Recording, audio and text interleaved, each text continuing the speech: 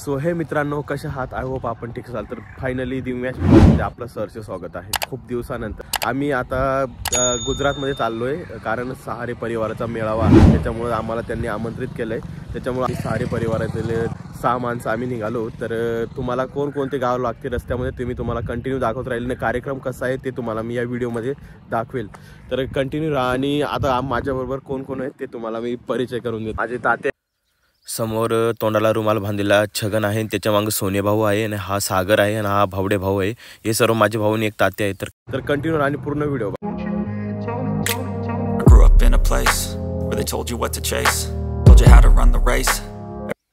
मित्रांनो, फायनली आम्ही आता कनाशीमध्ये एंटर केलं आहे. कनाशीमध्ये आम्ही थोडा वेळ थांबणार आहोत, कारण टोप्या घ्यायच्या आहेत. कारण तिथं पाहुणे येणार आहेत ना, मग त्यांना आम्ही टोप्या देणार आहोत. तर आम्ही टोप्या घ्यायला इथं थांबणार आहोत. मित्रांनो, फायनली आता आपण कनाशीमध्ये थांबलोय. मध्ये काही शूट कुठं केलं नाहीये, फक्त आता कनाशीमध्ये हे बघा. इथं आम्ही थांबलेले आहेत. सर्व पाहुणे येतील ना, त्यांना टोप्या घालायचे आहेत. तर त्याच्यामुळे कनाशीमध्ये आम्ही टोप्या घ्यायला थांबलो. तर आता आपण इथून निघणार आहोत. तर व्हिडिओमध्ये कंटिन्यू.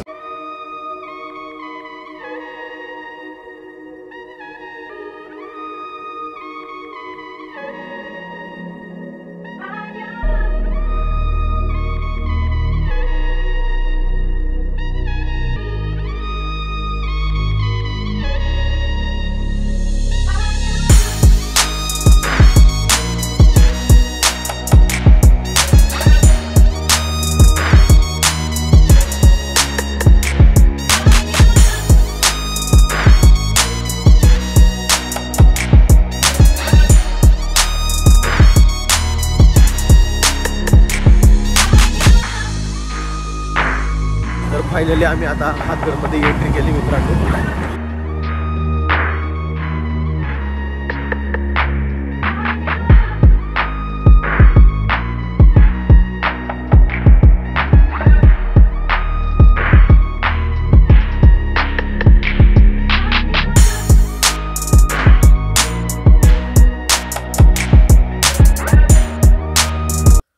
तर फायनली आम्ही आता सापुताऱ्याच्या रस्त्याजवळ आलो आहे. आणि मागं हातगडचा रस्ता गेला, आणि त्या बॅक साईडला नाशिकचा रस्ता आहे. तर हा समोर स्ट्रीट आता सापुताऱ्याला आम्ही जातोय.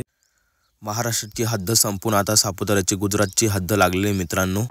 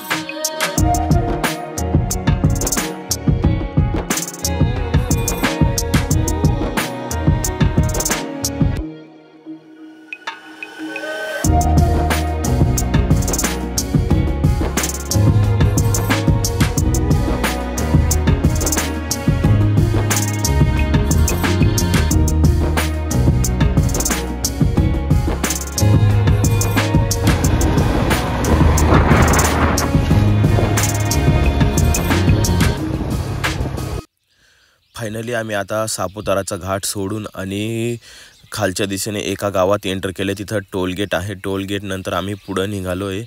आणि तिथं समोर एक पाटी लावलेली होती, पण गुजरातीमध्ये लिहिलं आहे, तर ते आम्हाला जमत नाही. पण शक्यतो आम्ही ते वाचलं तर ते मालेगाव लिहिलेलं आहे. तर कमेंटमध्ये कळवा की हा मालेगावचा आहे मित्रांनो. तर पुढं कोणकोणते गाव येतील ते तुम्ही बघत राहा.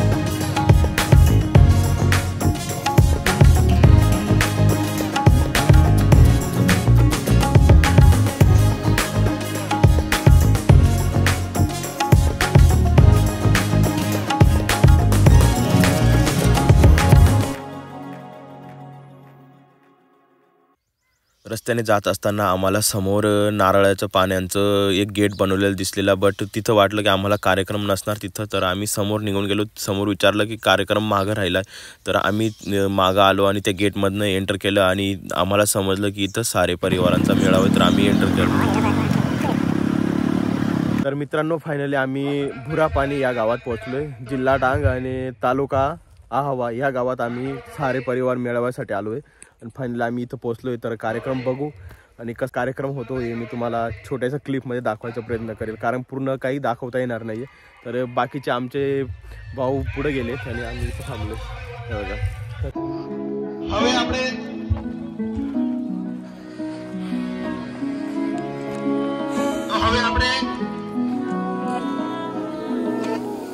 સ્વાગત માટે નાંદેડપેડા ગામથી આવેલા બાળાઓને વિનંતી કરી કે સ્ટેજ તરફ આવે અને સ્વાગત ગીત માટે ઉપસ્થિત થાય. ત્યાર પછી આપણે મધ્યસ્થ મહાનુભાવોનું સ્વાગત કરું.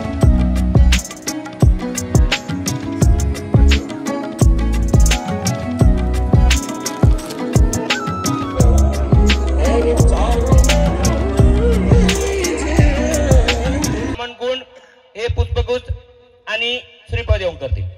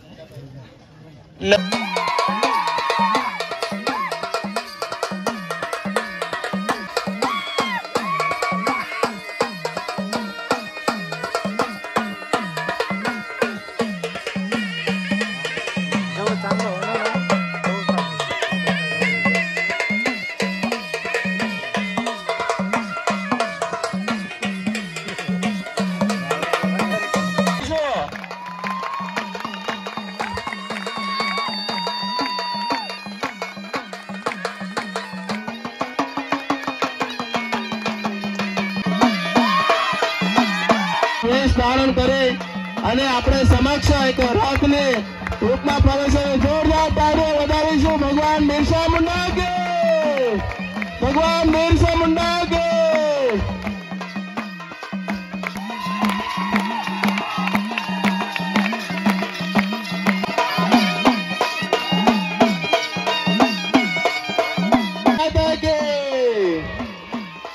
સ્વાગત સન્માન કરીશું. ખૂબ સરસ પ્રવૃત્તિ અને હવે આપણા ડાંગની કળા ખૂબ આગળ વધતી રહે એવો ઉત્સાહથી मनोरंजन.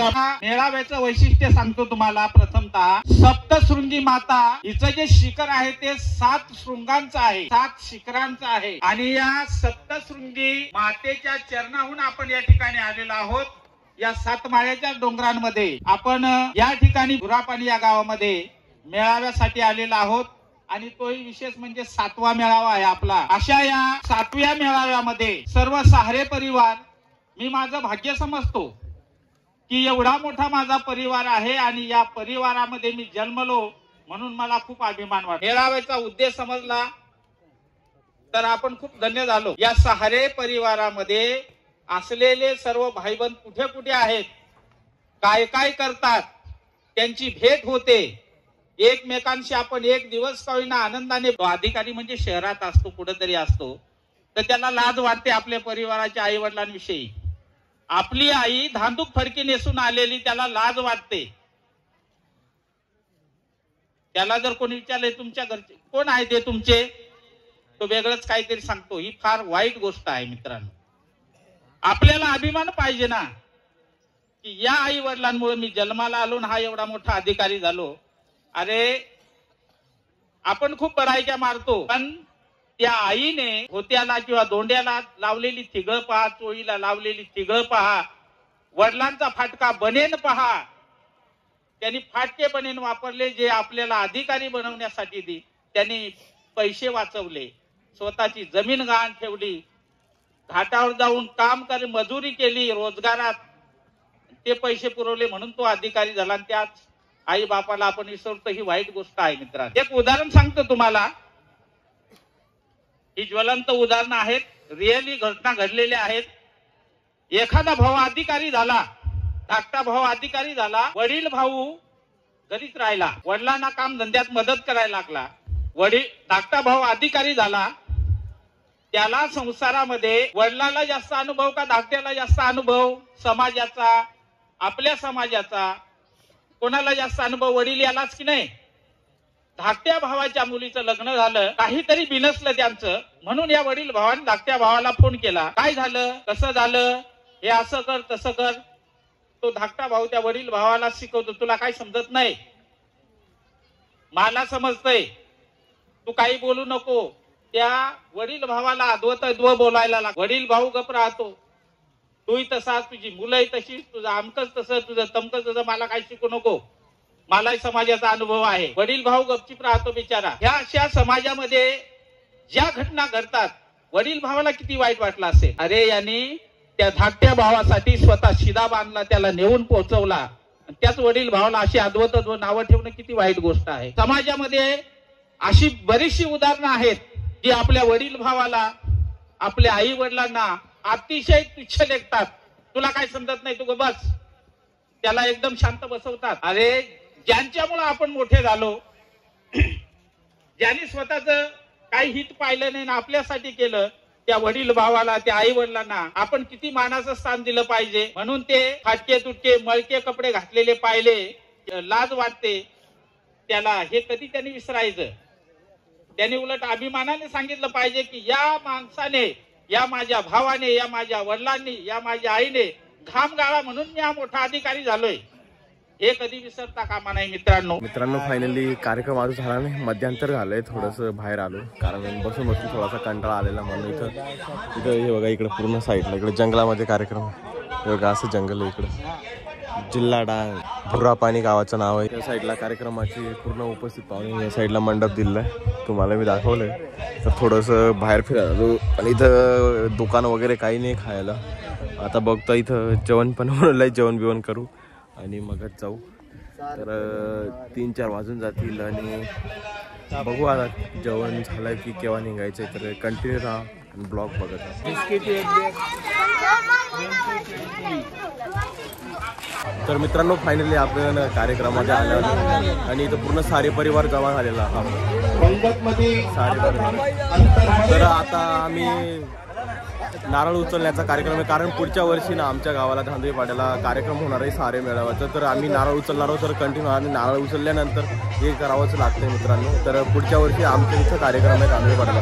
तर कंटिन्यू सारे परिवार जेवणासाठी तयार राहायचंय. वाढपी वगैरे सर्वांनी तयार राहा.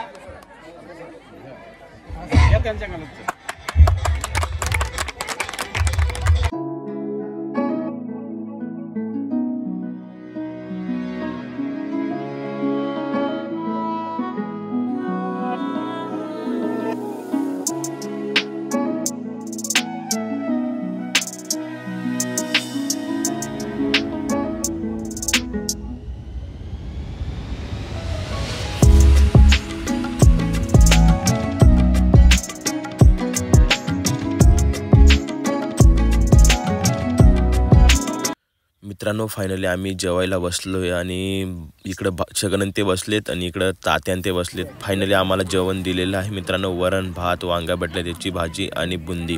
तर पोटभर खाऊन आणि भेटू मित्रांनो. आता फायनली कार्यक्रम झालेला आहे आणि सायंकाळचे 5 वाजले. 5 वाजेला कार्यक्रम आटपला आहे आणि आता आम्ही घरी निघालोय. तरी बघा तात्यांच्या पुढे चालत आहे, मागं 2 भाऊ आहेत. तर आता भेटू आपण घरीच. मित्रांनो व्हिडिओ कसा वाटला, व्हिडिओ आवडला असेल तर चॅनलला सबस्क्राईब करून घ्या, समोरच्या बेल आयकॉनला प्रेस करून घ्या, जेणेकरून जे बी नवनवीन व्हिडिओ येतील ते तुम्हाला अगोदर बघायला भेटतील. तर भेटू आपण लवकरच नेक्स्ट व्हिडिओमध्ये. तोपर्यंत काळजी घ्या. बाय.